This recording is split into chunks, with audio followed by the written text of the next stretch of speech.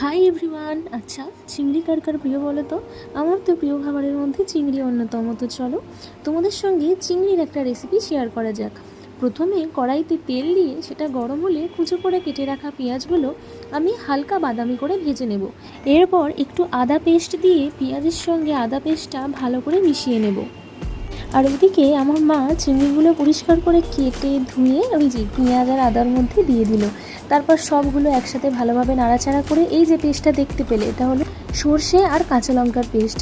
তার মধ্যে সামান্য জল আর সামান্য হলুদ গুঁড়ো নিয়ে মিশিয়ে নিলাম। এবার ওই চিংড়িগুলোর সাথে আমি সব কিছু একসাথে ভালো করে কষে নিয়ে তার মধ্যে একটু নুন দিয়ে দিলাম আর সামান্য জল। ব্যাস ফুটে উঠলেই আমাদের চিংড়ির রেসিপি কিন্তু একদম তৈরি। আর নামানোর সময় অবশ্যই ধনেপাতা দিয়ে নামাতে হবে। কি দারুণ দেখতে হয়েছে, তাই না বলো? খেতেও কিন্তু দারুণই হয়েছিল।